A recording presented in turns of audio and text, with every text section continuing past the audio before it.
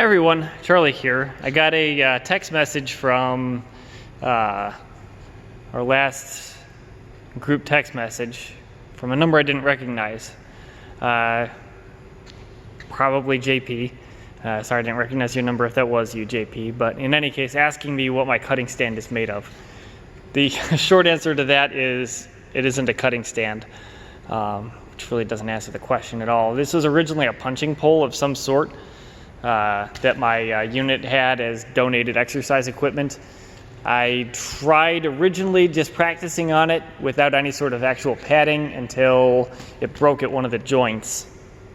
And in the course of taping it up, I gradually added more and more layers, which is necessary to make it actually be stable and actually resist wearing through with repeated sword impacts to the point where basically it evolved into this monster, which is now thick enough I can actually use it for a cutting target, totally unintentionally, but now that I actually have a sharp broadsword, it's nice to have. In any case, this is about 1/2 inch of industrial strength saran wrap, the sort that's used to attach loads onto palletized, or used to add stability to palletized loads so that the load doesn't fall off loading pallets, which is handy. I have a 2-foot long roll that our unit mostly isn't using, so I used it to add some padding and stability to my cutting target.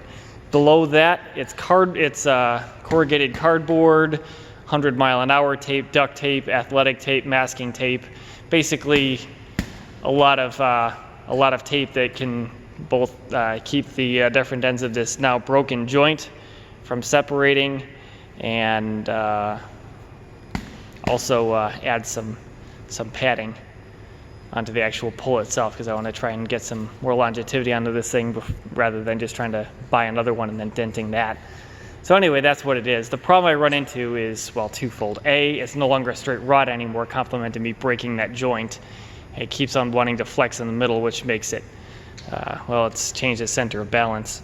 I tried to correct that a little bit, and then the second part, of course, is all of that extra padding I put on it makes it super heavy. It used to be way quicker to respond than it is now. It's just sort of irritating, except in that my coordination is terrible, so it's nice having a slow target that sticks around for me to wail on a little bit longer, and then also a fast target, which obviously I can't use anything sharp or, for that matter, metal on this, but I do have a padded broadsword.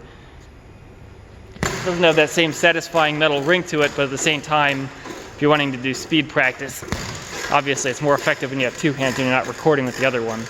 But you get the idea. That's a much harder target to hit. So if you're doing speed practice, reflex drills, that sort of thing, pretty cool. Back to this thing.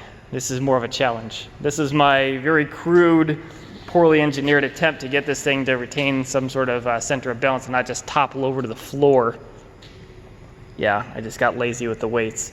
Carried this big, this 100-pound monster out, and then I didn't feel like going and getting another one, so that had to do. Or that sufficed for the moment. Anyway, that's what this is, for those who are curious. I miss you guys. It would be nice to train against another human being, but A, nobody at my work is interested in our weird little hobby. But it's really not so bad. I really wish I could invite you guys here. Unfortunately, as civilians, I'm told that would be just too high a liability. But I have considered it. If I could, I certainly would invite you guys here to train here. It's got a fully functional projector, a docking station which I can hook my phone up to, and yeah, the camera's also mine. Bit of a mess. I've never been much of a neat freak.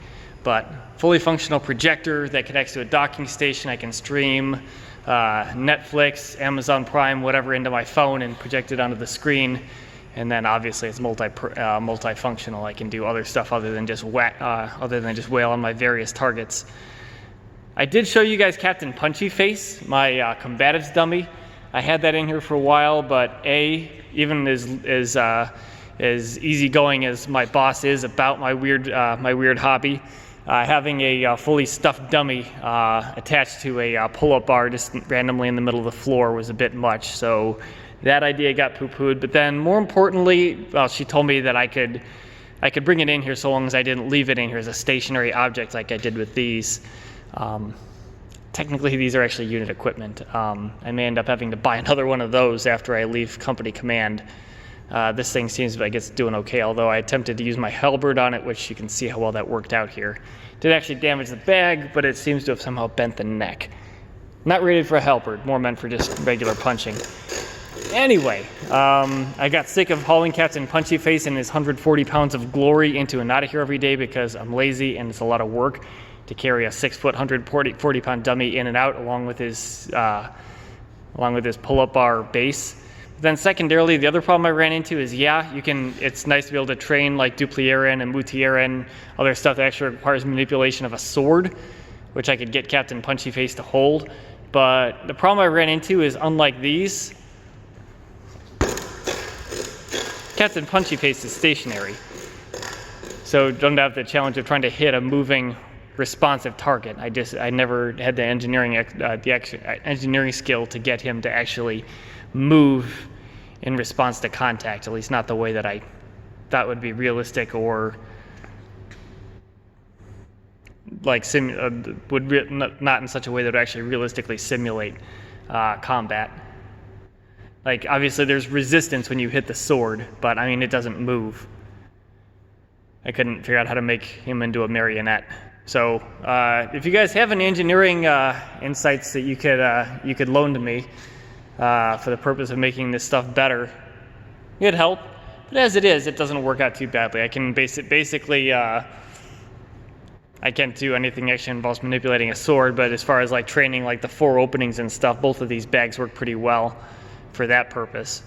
And rather than just training the 4 openings against like the air, I have the actual resistance of a target, which actually is pretty cool and is still highly therapeutic in either case, which is really the main reason I'm doing all of this. So this is my training area. Wish you were here. Miss you guys. Can't wait till the Super Cooties thing blows over and I can see you again. Here's my face. Hello everyone. Yep, I'm a hippie now because all the barbershops have closed down and they're doing social distancing, and the Army apparently doesn't care about hair length anymore. So yeah, see you guys again soon. Hope everyone's staying healthy.